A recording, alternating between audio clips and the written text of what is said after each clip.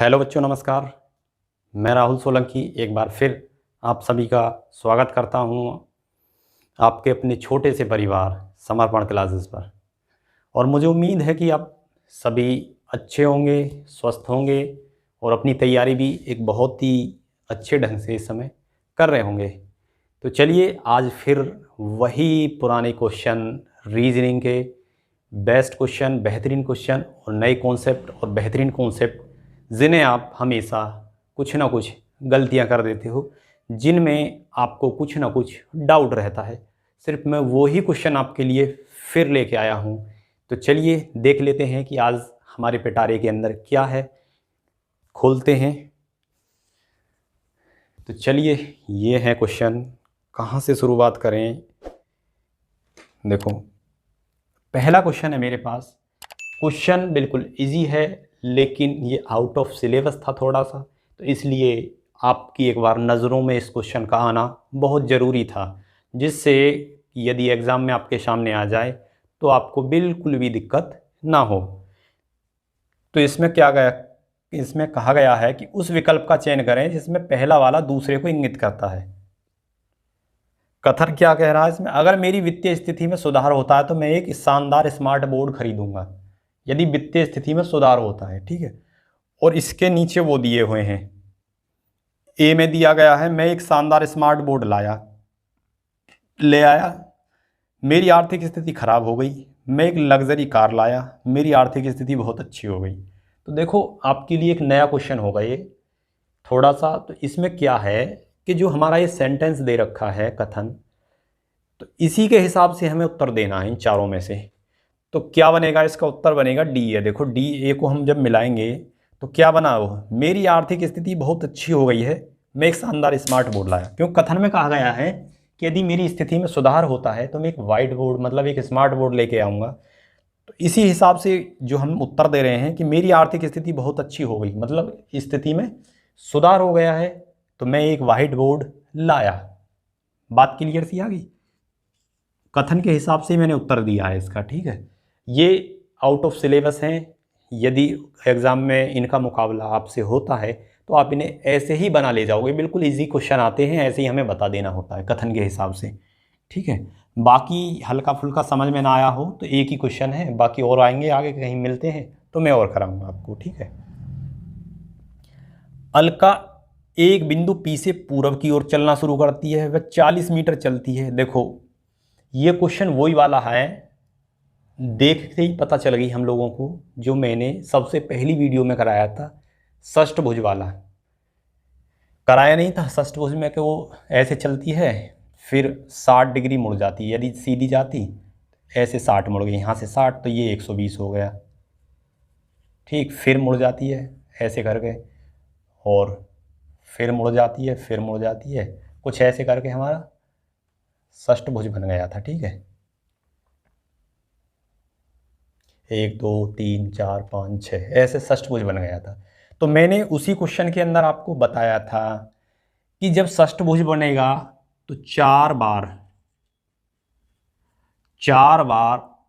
60 degree पर मुड़वाया जाएगा आपको, लगातार सेम दूरियों पर। फिर पंचभुज के बारे में भी बताया था मैंने, जब पंचभुज बनेगा तो आपको 3 बार मुड़वाया जाएगा। कितने डिग्री पर? 72 डिग्री पर।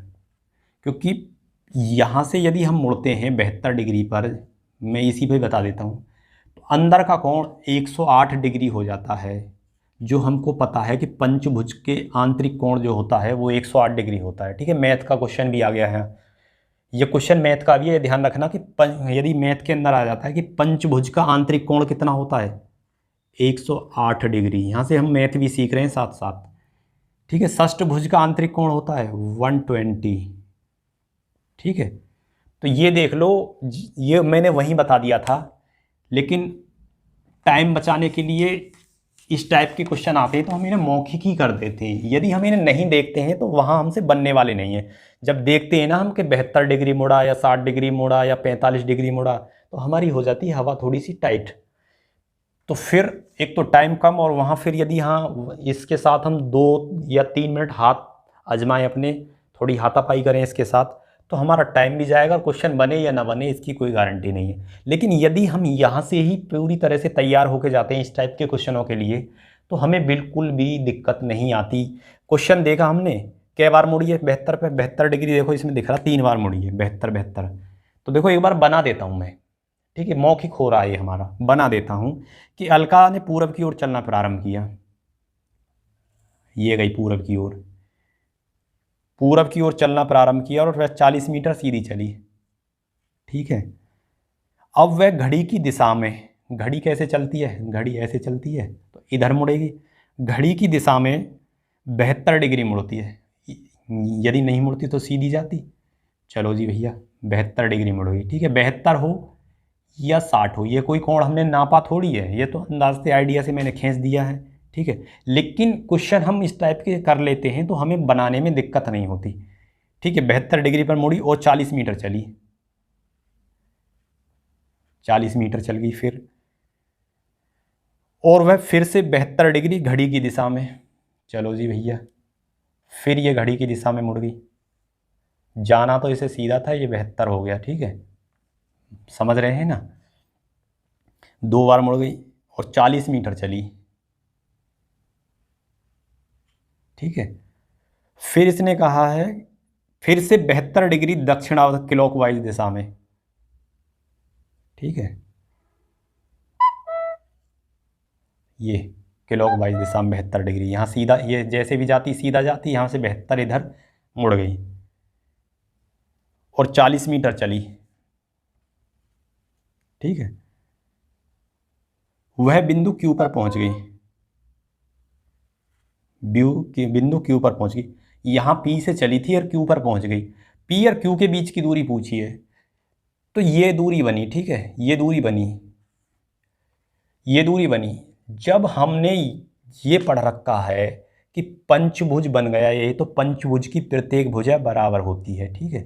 हम इस टेंशन में ना पड़ जाएं कि यहाँ से इसे यहाँ खींच दें, ठीक है, और हम खोपड़ी अपनी इस पर पूरी लगानी चालू कर दें कि भाई ये भुजा हमें निकालनी है, ये 40 दे रखी है, अब यहाँ से कोई सी निकालो, ये निकालो, फिर जन कहाँ कहाँ से हम जोड़ जाड़ के कहीं से निकाल भी नहीं पाएंगे इसे, ठीक है। तो हमें पता है कि पंचभुज की पांचों भुजा बराबर होती हैं और आंतरिक कोण जो होता है वो 108 डिग्री होता है, ठीक है। तो जब 72 पे मुड़ेगी तो आंतरिक कोण 108 होगा ना, क्योंकि पूरा 180 होता है, ठीक बात है। तो जब ये क्वेश्चन आया पेपर के अंदर, तो हमने देख लिया कि 72 डिग्री बार बार एक ही दिशा में मुड़ रही है, ठीक है। 72 डिग्री बार बार एक ही दिशा में मुड़ रही है और 3 बार मुड़ी है, तो ये पंचभुज बन के तैयार होगा हमारा। और जब पंचभुज बनेगा तो पंचभुज की सभी भुजा बराबर होती हैं। 2-3 सेकंड में हम 40 उत्तर लगाएंगे और आगे बढ़ जाएंगे, ठीक है। देखो एक बहुत ही बेहतरीन क्वेश्चन है डाइस का,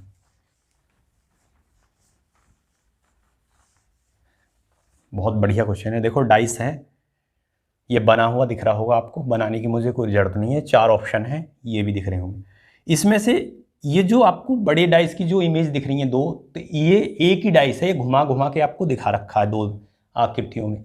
अब इन ऑप्शन जो 4 दे रखे हैं, इनमें से ये बताना है कि कौन सा डाइस है ये जो हमने बड़ी इमेजों में दिखा रखा है, वही डाइस हमें पहचानना है। क्योंकि जो 4 ऑप्शन है इसमें भी हमने इसकी जो साइड है वो घुमा घुमा के दिखा रखी है, ठीक है। ये बात समझ में आ गई कि जो 2 इमेज हैं आपकी बड़ी बड़ी डाइस की, ये एक ही डाइस है, ये इधर से उधर से दिखा रखा है आपको, मतलब बदल बदल के दिखा रखा है। जो ऑप्शन दे रखे हैं इनमें एक डाइस ऐसा है जो इसी का ही डाइस है, मतलब इसी का ही रूप है, वो इनमें छुपा रखा, वही हमें ढूंढ के बताना है कि ये कौन सा डाइस है, ठीक है। देखो BAC है और CAF है, तो पहला ऑप्शन मैं देखूंगा, मुझे पता चल रही है कि जो बड़ी इमेज दे रखी हैं इसमें BAC है और इसमें भी ACF है, तो मतलब दोनों में AC कॉमन है, ठीक है। जब AC दोनों में कॉमन है तो मैं क्लियर समझ गया कि B जो है F के अपोजिट होगा। ये तो क्लियर आपको समझ में आ रही होगी बात। जब 2 साइड इसकी हमें कॉमन दिखाई दे रही हैं तो तीसरी जो साइड बची है इस वाली की अपोजिट होगी, ठीक है। तो क्लियर सी बात है कि B जो है F के अपोजिट होगा, और इसमें हमें अब नहीं पता चल रही कि AC के अपोजिट क्या होगा। AC के जो अपोजिट होगा क्या होगा, ABC डी ई, या तो मतलब इन दोनों के अपोजिट ये दोनों होंगे, लेकिन ये पता नहीं कि कौन से के अपोजिट होगा। तो देखो पहला जो ऑप्शन है मेरा ए में क्या है कि बी ई एफ, तो यहाँ क्या है कि जो बी है उसी के साथ एफ को दिखा रखा है पहले ऑप्शन के अंदर। तो मैं कहूँ, मैं तो अभी यहाँ से निकाल के आया था कि बी जो है एफ के विपरीत दिशा में होगा, और यहाँ दोनों साथ साथ आ रहे हैं, तो मतलब ये वाला डाइस मेरा नहीं है, ये वाला। ठीक, ऑप्शन में बी देखूं, ऑप्शन बी में क्या है, ए सी डी। देखो दूसरे ऑप्शन में 3 सरफेस हमें दिखाई दे रही हैं और 3 हमारी छुपी हुई हैं। तो देखो सी दिखाई दे रही है, ए दिखाई दे रही है और डी दिखाई दे रही है। क्लियर सी बात है भाई, सी के अपोजिट कुछ होगा, डी के अपोजिट भी कुछ होगा और ए का अपोजिट भी कुछ होगा।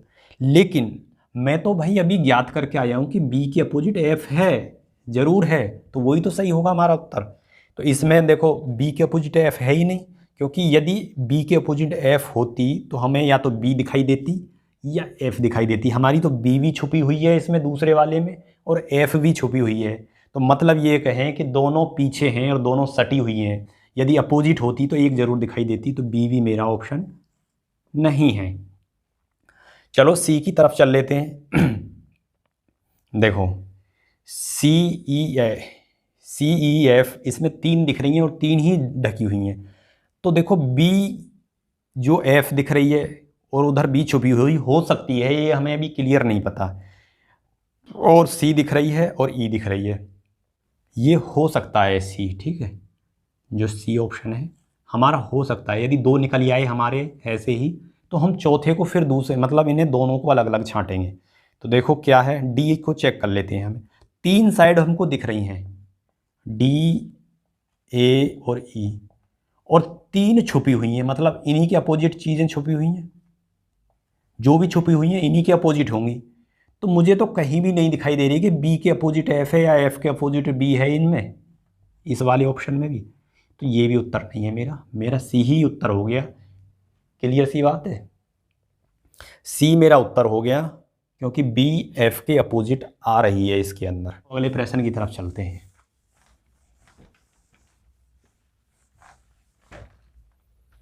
प्रश्न है कि 9 अगस्त 2016 को शनिवार है।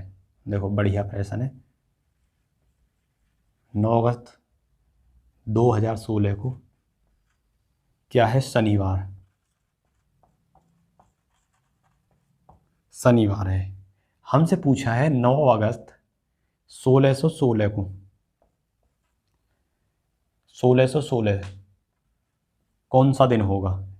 डेट भी सेम है, महीना भी सेम है, मैं सन हमें 400 साल पीछे ले गया। क्लियर सी बात है, 400 साल बैक में ले गया हमें। तो मैं आपको एक चीज़ बता देता हूँ, यहाँ कैलेंडर पढ़ाऊँगा जब तो क्लियर हो ही जाएगी, कि जब 100 साल का गैप बने तो हमारे जो विषम दिन निकल के आते हैं 5। ठीक है, जब 200 साल का गैप बने तो विषम दिन आएंगे 10, और 10 में 7 का भाग लगाएंगे 3। ठीक है, समझाने के लिए लिखा है मैंने। फिर 300 दिन का गैप बने तो हमारे विषम दिन आएंगे 15, 15 में 7 का भाग देंगे 1। और जब 400 दिन का गैप बने तो हमारे विषम दिनों की संख्या आती है 0। ये चीज़ें हमें बहुत काम देंगी। ठीक है, तो यहाँ हमें ऑटोमेटिक ही 400 दिन की गैप मिल गया। ठीक है, तो हमारी जो विषम दिनों की संख्या हो गई 0। जब विषम दिनों की संख्या 0 है तो ना दिन घटेगा ना बढ़ेगा। ठीक है, 9 तारीख को शनिवार ही निकल के आएगा, कैलेंडर आएगा जब तुम्हारा। ठीक है, तो ये चीज़ है, ये नोट कर लेना। नोट क्या, कैलेंडर आएगा जब कैलेंडर में करवा दूंगा सारी चीज़ें। तो ऐसे हो जाते हैं सब चीज़ें क्लियर।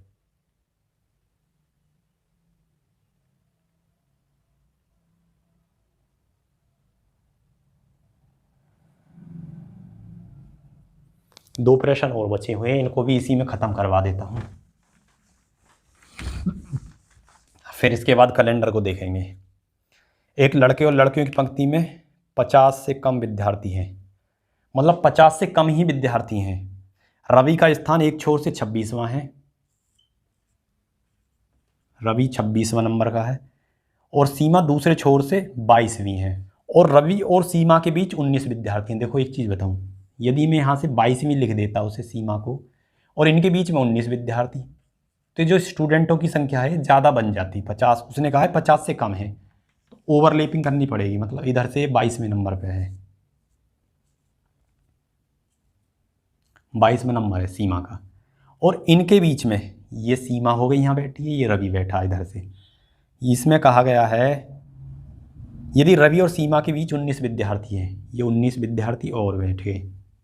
क्लियर सी बात है।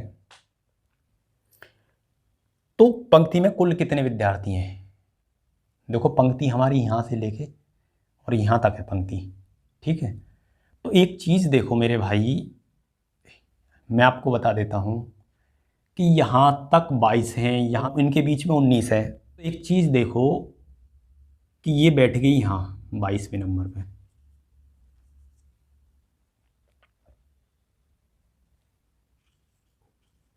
बाईसवें नंबर पे, इधर से ये बैठ गया 26वें नंबर पे। हमें कुल विद्यार्थी निकालने के लिए पूरी पंक्ति की ज़रूरत पड़ेगी यहाँ से लेके यहाँ तक, तो इसे निकाल लें। ये तो हो गए हमारे यहाँ तक 22, ठीक है। यहाँ तक हमारे इधर से 22 ये हो गए विद्यार्थी। क्लियर सी बात है। बस ये और निकाल लें हम कितने हैं यहाँ से लेके यहाँ तक। तो एक चीज़ बताओ, 19 तो ये हो गए यहाँ से यहाँ तक, और ये हो गया 20वां, ठीक।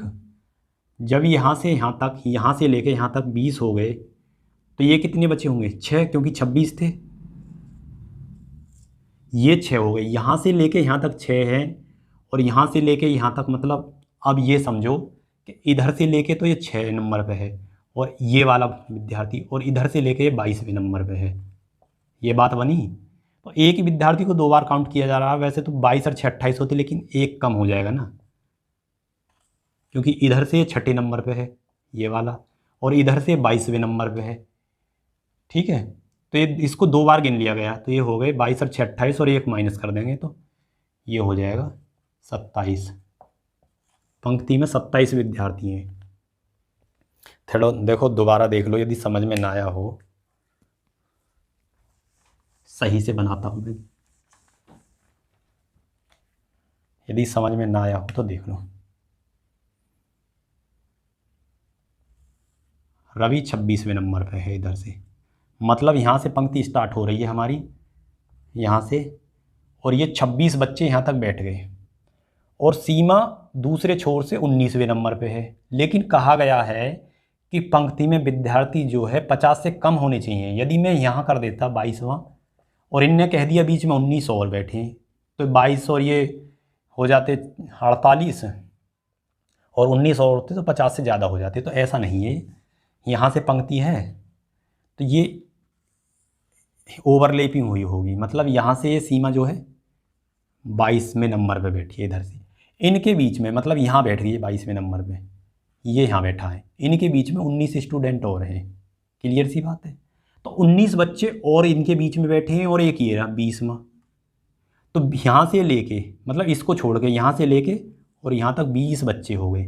जब टोटल यहाँ तक पूरे 26 थे, यहाँ से लेके यहाँ तक, और 20 ये हैं, तो ये 6 बच्चे बचे, ठीक है। यहाँ से लेके यहाँ तक ये 6 बच्चे हो गए, ठीक है।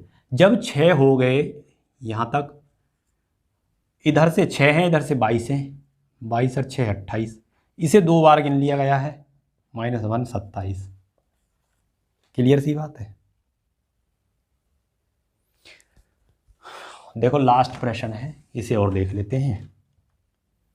एक व्यक्ति 1 किलोमीटर उत्तर की ओर चलता है, 1 किलोमीटर उत्तर की ओर चलता है, तब वह 45 डिग्री दाएं और मुड़कर जाता सीधा 45 मुड़ गया, ठीक है।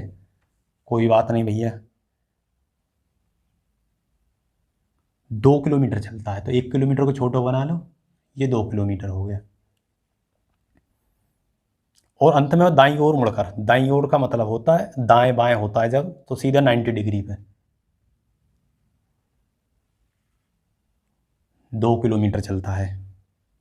और वह प्रारंभिक बिंदु से कितना और किस दिशा में, ये हमारा पॉइंट है। तो दिशा तो हमें पता चल गई, उत्तर पूरब। भाई पूरब तो ऐसे होता और ये थोड़ा ऊपर को और, तो दिशा तो हमें पता चल गई, उत्तर पूरब।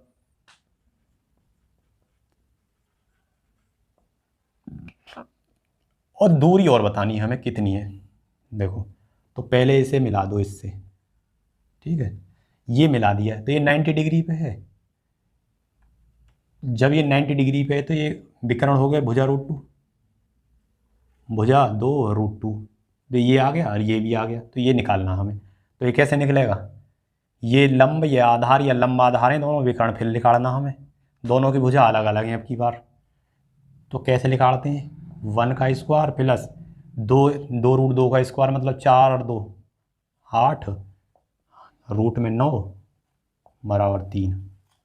ये कैलकुलेशन आपको आनी चाहिए यदि आप गवर्नमेंट एग्ज़ाम की तैयारी कर रहे हो और नौकरी पाने की आपकी एक चाह है, तो इतनी कैलकुलेशन तो आपसे आनी चाहिए। बाकी फिर नहीं आ रही तो सीखो, और सीखना नहीं चाहते तो फिर बस्ता टांग दो कुंडी पे। तो चलिए, आप सभी को मेरा प्यार भरा नमस्कार। फिर मिलते हैं एक नई वीडियो में, नए जोश और एक नए टॉपिक के साथ। सभी को राम राम।